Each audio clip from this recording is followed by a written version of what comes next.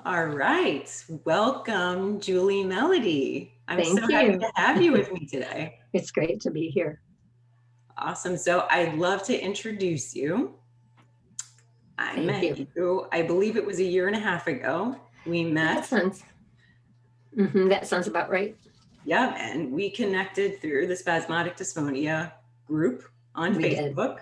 hmm And because of that interaction, you shared your book with me, Breaking the Stranglehold of hmm Spasmodic Dysphonia, which totally blew me away. You sent me a digital copy. I think I read it in a day and a half.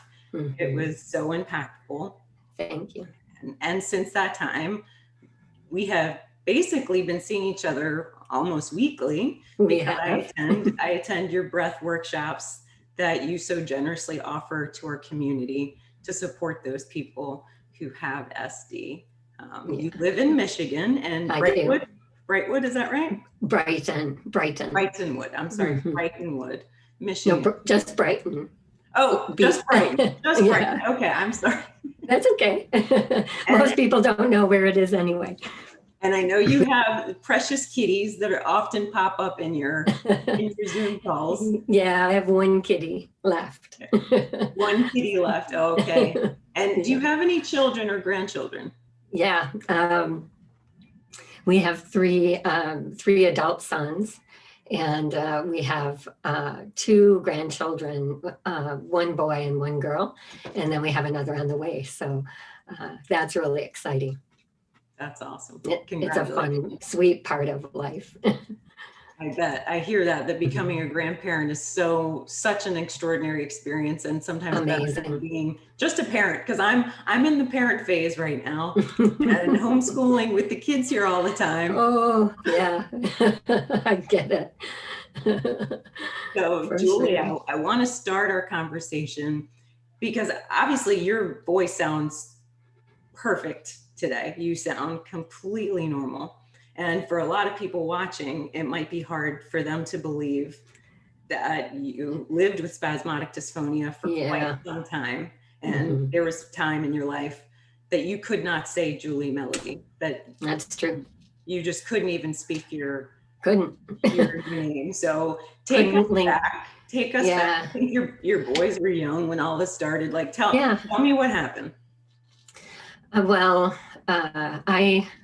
I owned an insurance agency at that time, so I was very busy with that and juggling, like a lot of women do, juggling the responsibilities of work and kids and doing that whole thing. And on top of that, there had been a lot of tension in the business. It was a family business, and my father had passed away. And my stepmother, who he had known for 3 months when he married her and had been married to her for a year, thought she was going to take over the business. And so we went through a lot of really stressful things trying to work out all the details of that. And I had probably at that point in time, I was probably about 5 years into that whole situation, maybe a bit longer, and was actually at the point where we were on the other side of it. So no more going to court, no more uh, any of that kind of stuff.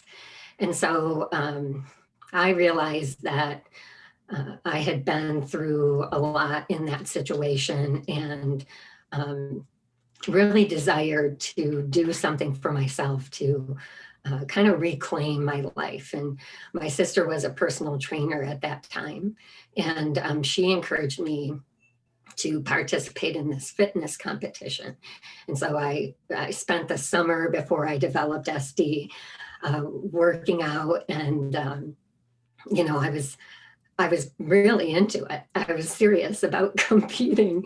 And so by the end of the summer, I weighed 105 pounds. I was deadlifting 165. I could squat 185. I was embarrassed about my bench, but Sounds so, pretty good to me. but so it was kind of I actually think that all of that intense physical activity was actually kind of the straw that broke the camel's back. So I'd been through all of this excruciating stress for, at least 5 years, and then did that workout routine. And I was doing circuit training one evening, and I actually, it kind of felt like my body hit the wall. I don't even know how to explain how I knew that, but it just felt like that. And within a week, I noticed that I was struggling to speak. So I had to think really hard in order to try to get sounds out. And no matter how hard I thought about it, I wasn't successful in making sounds normally.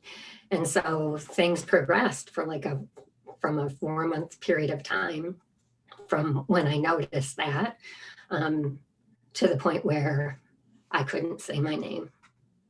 So my voice would catch.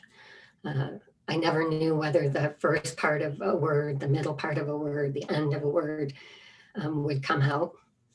I couldn't intonate, so people couldn't. I couldn't convey emotion or anything that would help me be understood through speech, and just having a conversation was impossible. And how old were you at the time? I had turned 40 that year, so I was on the young side.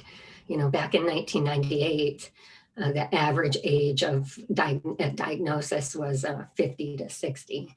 So, yeah, I was young.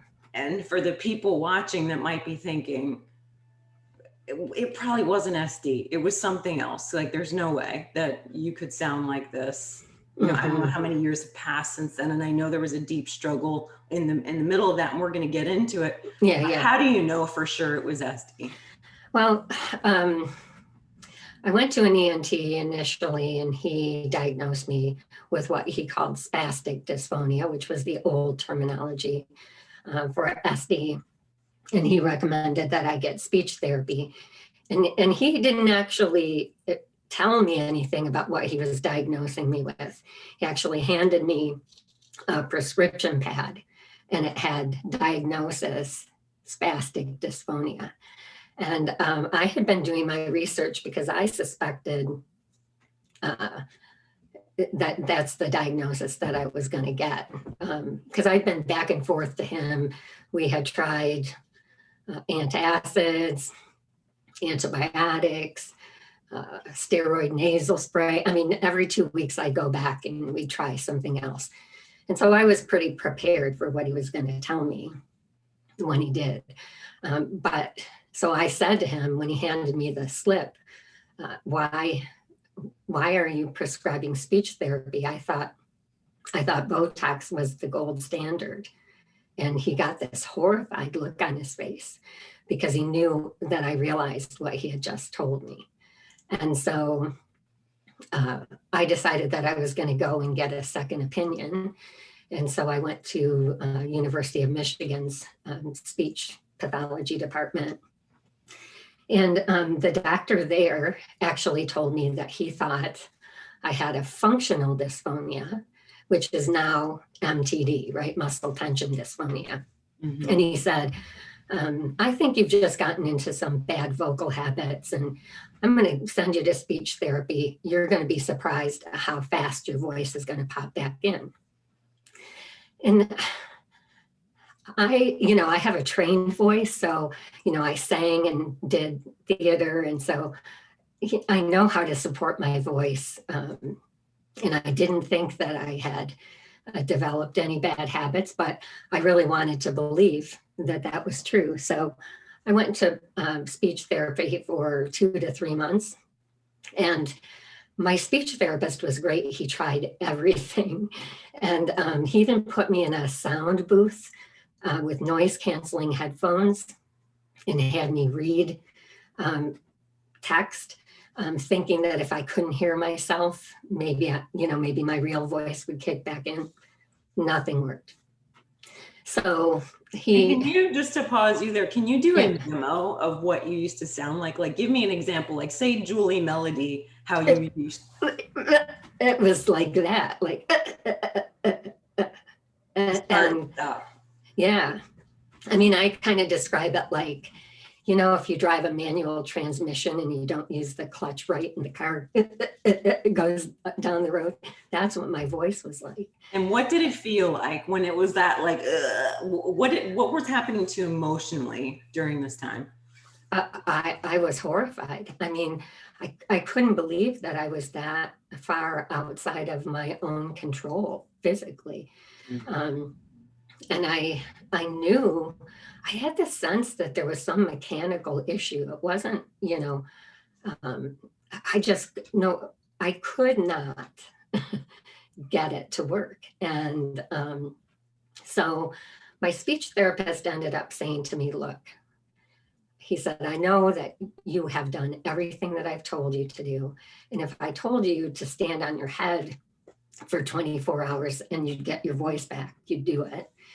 And I had done everything he asked. Mm-hmm. And he said, I think it's time for you to try Botox. He said, I've suspected from the very beginning that you have SD. Mm-hmm. And he said, let's do the Botox injection. If you get a normal voice and it stays, it's probably a functional dysphonia. If you get a normal voice and you revert to symptoms, SD. So I did it. I had a normal voice for about 2 months. And then the Botox wore off. And so I was that means that you did have SD, or it meant that you had a functional? No, it meant that I had SD. Okay. Yeah, he said if we can get your voice functioning with Botox and it's just functional, your voice will kick in, you'll be back into good vocal habits, and we'll know it's MTD or, functional. But if it reverts back, we'll know it's SD. And he said, I've suspected that that's what you're dealing with. And so that's where we were at. And did that kind of start you on a cycle of doing Botox every 3 to 6 months type thing? No, because because I was so young, and because presumably I'd be doing Botox for such a long period of time, mm-hmm. he warned me about the long-term side effects and how Botox can sometimes make the vocal cords less flexible over time. Mm-hmm. And so I just had, it was kind of like hard stop. Okay, why would I do something that's going to eventually create the symptoms that I'm trying to counteract? Mm-hmm. It just didn't make sense to me. And the other thing that didn't make sense to me also was that, how was it over the course of, at that point, it was probably 6 or 7 months. How did I go from having a completely functional voice a few months before to being at the point of no return? How was it that it couldn't be fixed? It didn't make any sense to me. And so I decided to try to fix it. And so digging a little deeper, I know mm-hmm. all of us that live with SD or muscle tension dysphonia, which I actually have more muscle tension dysphonia than I do SD. Mm-hmm. I have a very mild case of SD. It's mm-hmm. the MTD that takes me down, because when I get nervous, anxious, mm-hmm. Any kind of emotion, even if I'm really happy, the voice goes away. It just, I know what it is about the clenching around my vocal cords. And then the SD is, it catches on the vowel. So I'm definitely someone who has a very mild case. I think it sounds like you were someone that had a much more extreme case because of that start and stop. So mm-hmm. again, just to really make sure our audience is connecting mm-hmm. with what you went through. Mm-hmm. What were some of the difficulties, the daily difficulties? I like to call them SD pet peeves. Mm-hmm. What was a struggle for you? Well, it's interesting that you bring it up, but I couldn't make long vowel sounds to save my life. No long E's, no long A's, so it was so frustrating to me to have to know what I wanted to say, but I have to figure out ahead of time whether the sounds were going to come out. And in a split second, I have to try to figure out a different word to use or say it a different way or just to try to be understood. What was one of the big offenders? I know for me, the word time is always hard for me to say. Did you have like a word that you were like, oh gosh, I can't say that? I mean, I can't think of the specific word, but anything ye was, so at first you don't realize that's going to happen. And then you go through almost a period of time of trying to, what's that about, and then trying to adjust. So I found speaking in general so exhausting. Yes. That I started editing myself. And you know what? That's not necessarily a bad thing. But I would have to, if I felt compelled to say something, I'd have to actually go through a process where I would have to decide if it was worth saying or not. So you bring up a great point. I'm sorry to cut you off there. Yeah, no, I want that's okay. to touch on this. Yeah, because I've talked about this in some of my other interviews. When I speak for a long time, I feel so exhausted. So exhausted. It feels like I was just running, laps around my neighborhood and for a lot of people that don't have the condition, they don't understand why I get so exhausted. No, they don't understand it. Yeah. So, yeah. And then, one of my other pet peeves, I guess, was, going through periods of time where, because later when I relapsed, I was working for someone else. And so I find it extremely frustrating that employers undervalue people who develop BSD symptoms and often don't do what they promise to do. So, I had an employer who promised to create a position for me and then reneged on that. And so I just think it's horrible that people who have SD have to deal with things like that. And did you ever think about applying for disability or anything like that? I did apply for disability. Yeah. And they make you jump through so many hoops that. So you weren't able to get it? Well, they always deny the first time that you apply.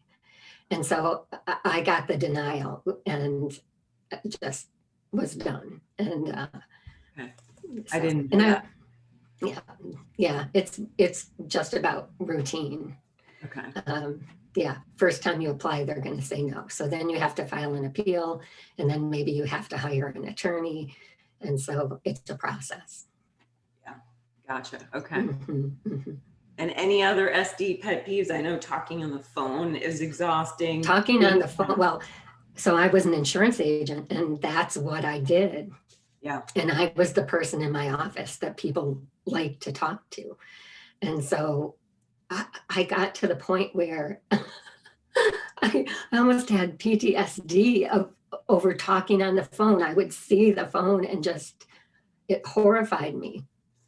And so I have to say that texting came into vogue during the relapse that I experienced, and I was so grateful that I could. Yay! And now we can order our Starbucks online, and we don't need to go and embarrass ourselves.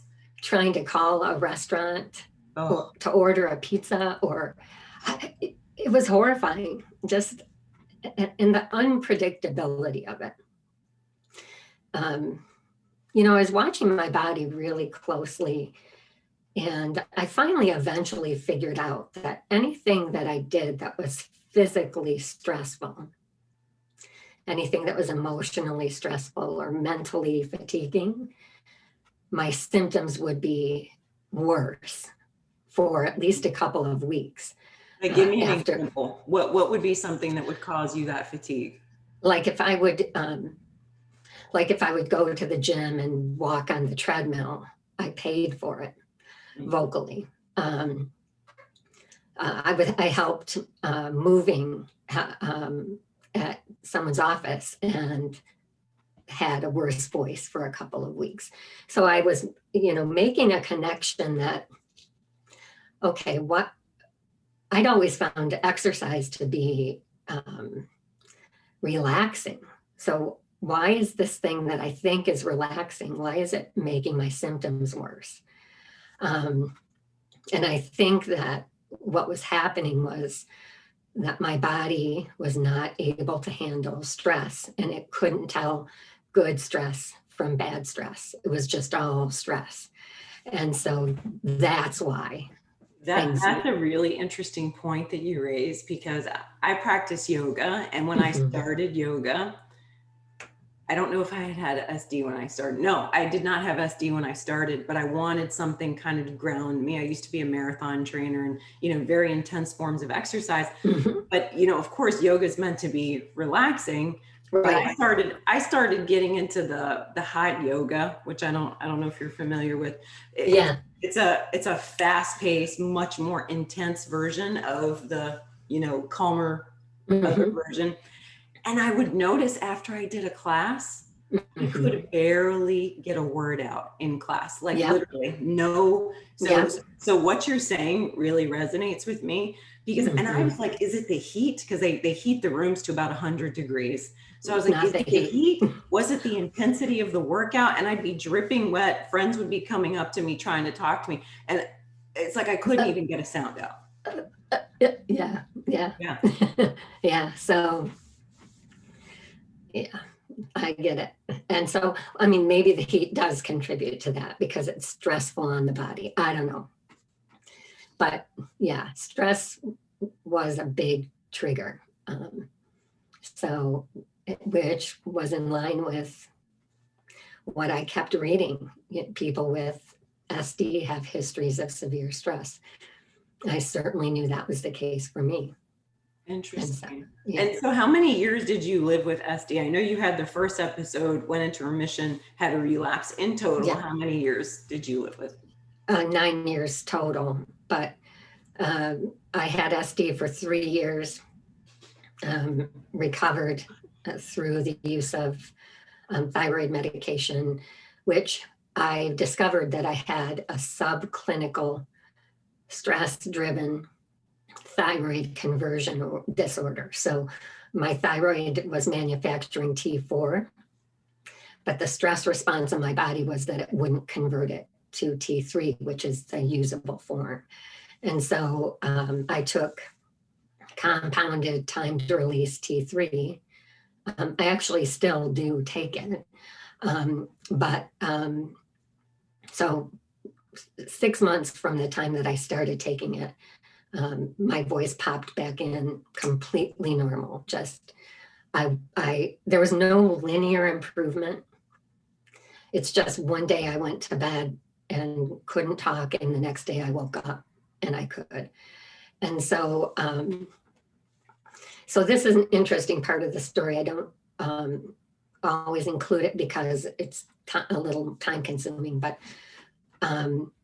my doctor decided that he wanted me to recover for a full year, and then he would have me wean off of the T3. That was the concept, that eventually I was supposed to be able to wean off of it completely. And so a year in, he had me start weaning down off of the T3, and I went to lower and lower and lower doses. I got down to about 30 micrograms, and I sounded just as bad as I had initially. So we both said, oh, we better bump it back up. And so I bumped it back up to the, dose that had been therapeutic before, and waited and waited and waited. And about 4 months in, everything kicked back in, and I was good for 8 years. And so then at the end of that 8 years, my doctor decided to make this minor adjustment in the dose of the medication. I knew I shouldn't have said yes, but I justified it in my mind because it was such a small decrease. And within a month, so we bumped it up again. But wait, hold on. What happened in that month? You took it down just a little bit. Was your ST voice back at full-fledged? Full-fledged. And so, yeah. And so for 5.5 years, even though we bumped it up, nothing. So I went through that 5.5 year period of time, not knowing if it could be fixed again, not knowing if I'd ever get back to normal function. And was your voice as bad as it was, like Julie melody? It was bad. It was as bad. And so, and I'd have periods of time where there was slight improvement, but then it would go right back to really poor function. And so, and I was watching the same process where stress would, anything that was physically fatiguing or emotionally draining or mentally taxing would affect it. And so, so I was kind of toward the tail end of that 5.5 year period of time when I found the work that I teach now. And that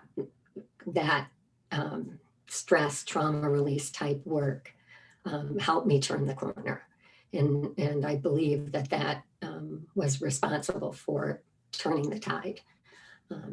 Okay, so before we get to the breath work, which I think is important, let's go back for people wondering, you know, what is this protocol? I know it's called Wilson's temperature syndrome. Right, Wilson's temperature syndrome. Yeah. This is something that if you go to your local primary care physician, they probably have never heard of it. They're never heard of it. Able to administer it. So this is something that's very new, and you really need to kind of seek it out. Is that right? Yeah, you have to seek it out. You have to find a practitioner who's certified in the protocol. And the protocol is very demanding. It requires measuring temperature, body temperature 3 times every morning, averaging those temperatures, making a decision about whether you're going to increase your dose or not increase your dose.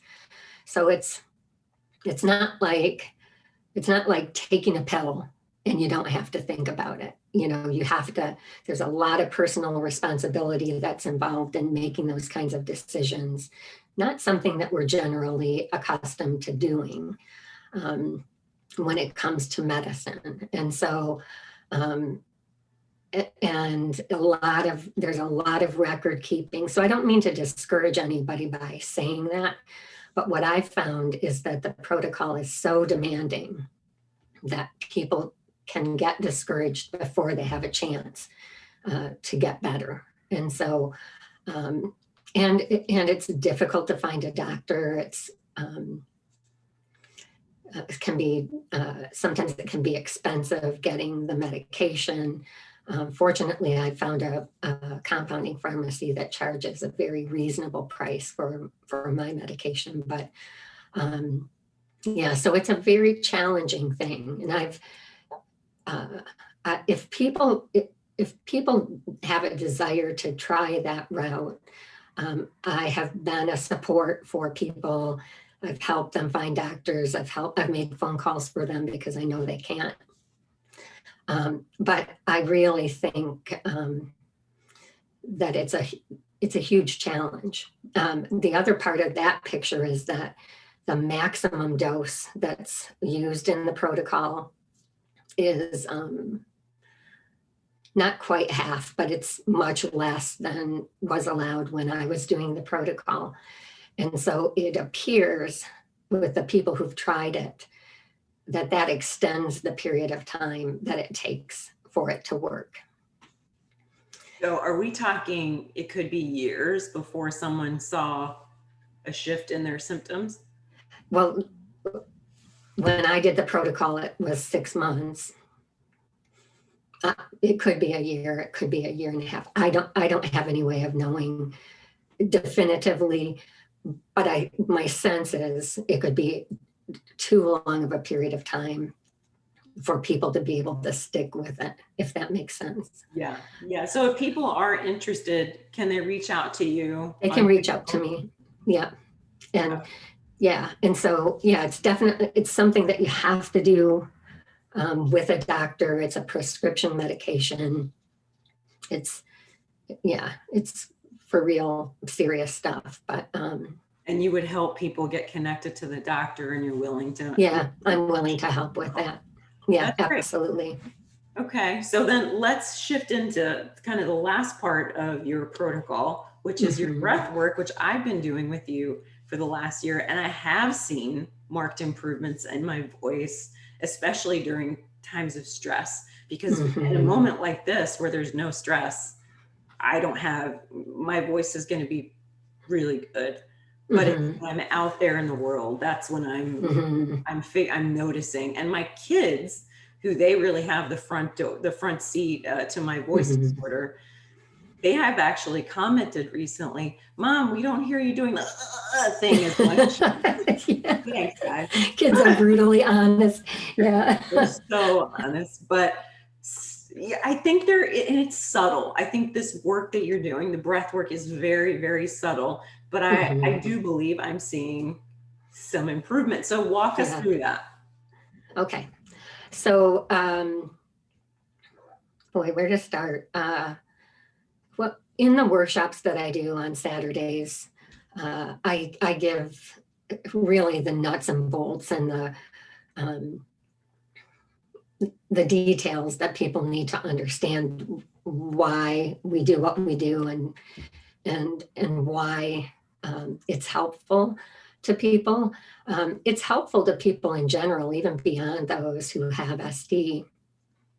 A lot of people are dealing with a lot of chronic physical issues that medicine really can't address right now. And so they're kind of in this limbo place in their lives. And so we found that it helps people with lots of different issues. But basically, I guess the nutshell version of it is that our bodies are designed to release stress and trauma at the time that it occurs.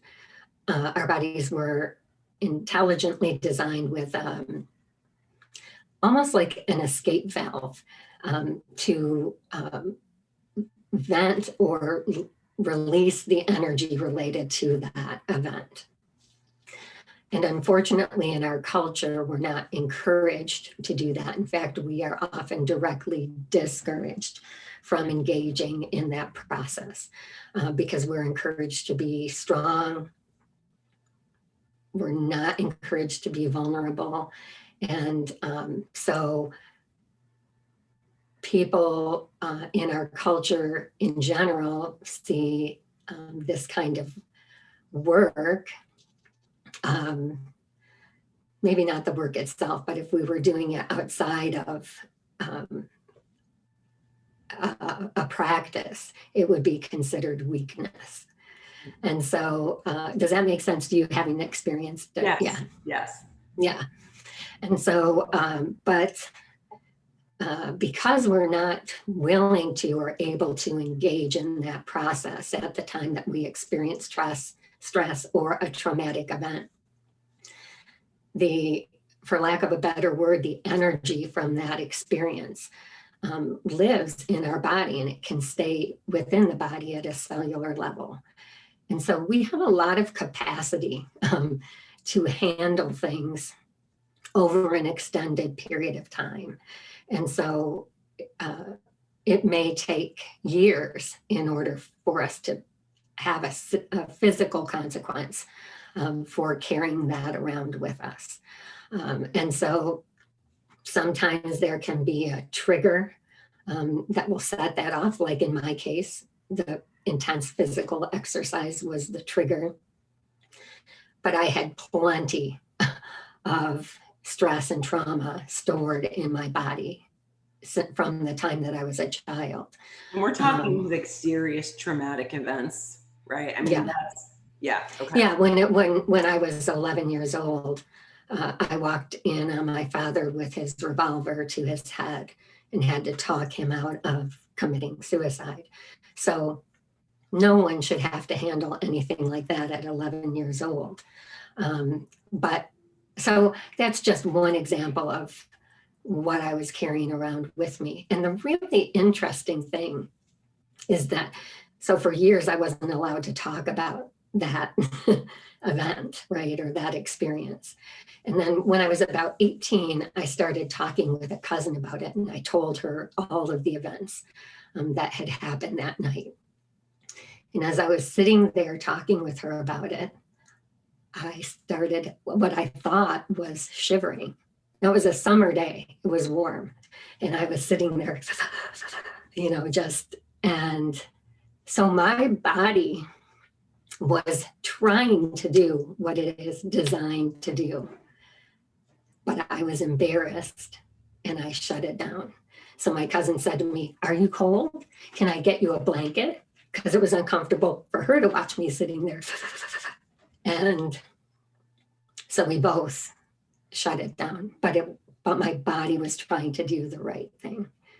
And so basically, as you know, we just teach people how to engage in that process and to allow it to happen. And so people feel lighter,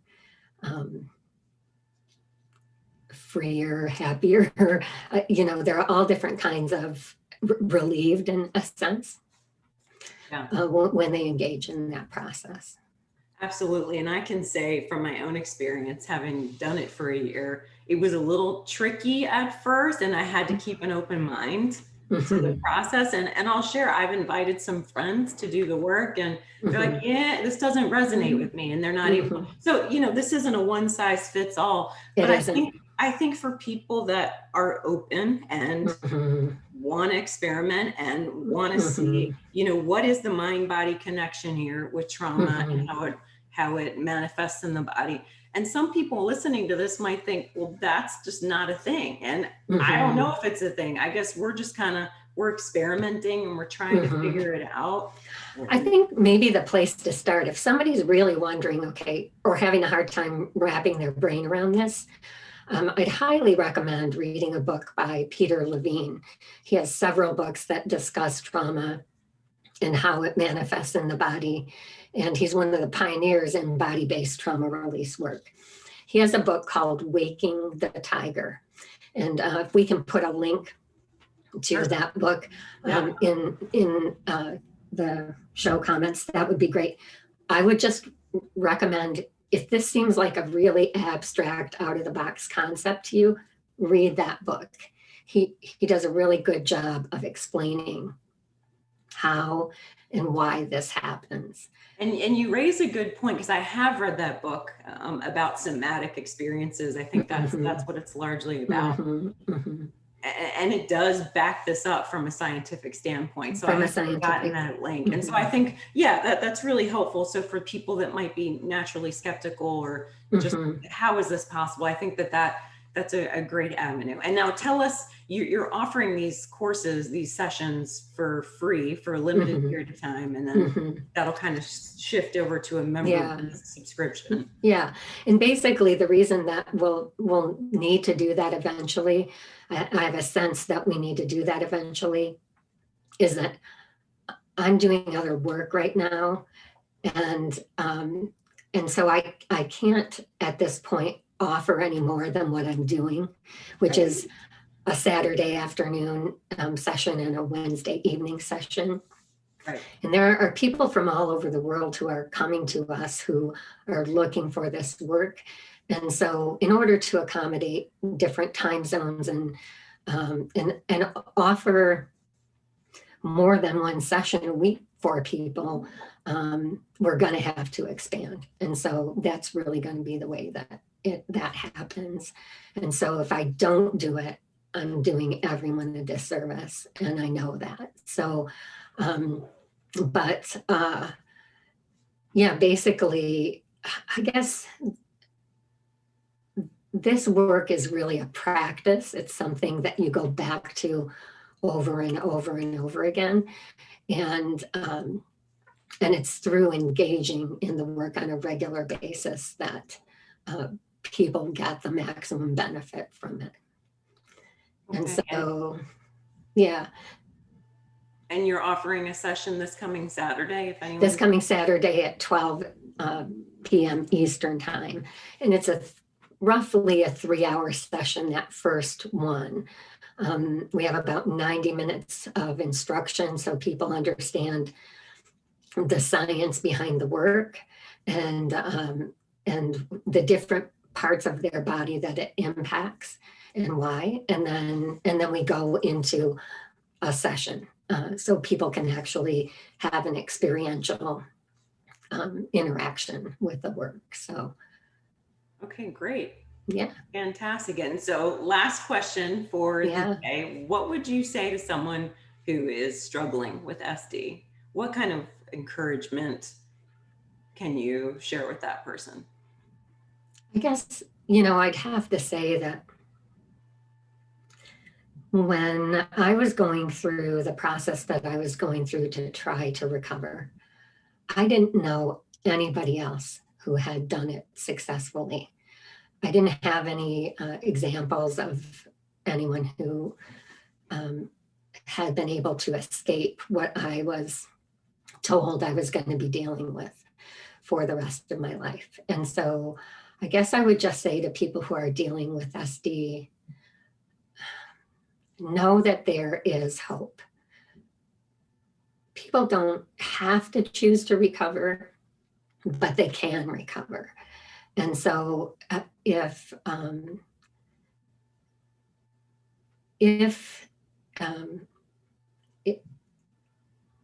you just can't wrap your brain around the fact that recovery is possible, I understand that.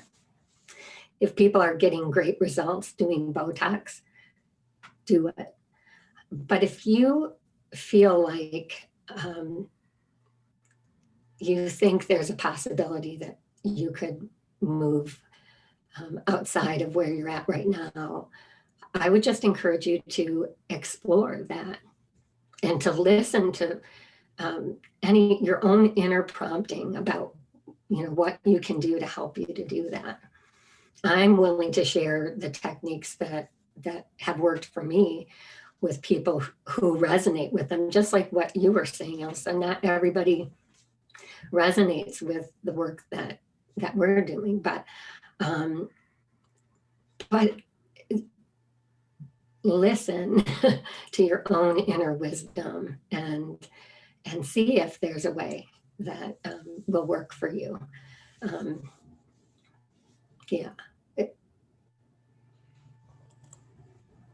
SD is not necessarily a life sentence. Although it feels like it sometimes, certainly. Yeah, certainly. You're living proof that it doesn't have to be that. Well, Julie, I thank you so much for your time, your grace, your wisdom. We appreciate you so much. Oh, I appreciate you, Elsa, and thanks for giving me this opportunity to talk with everybody.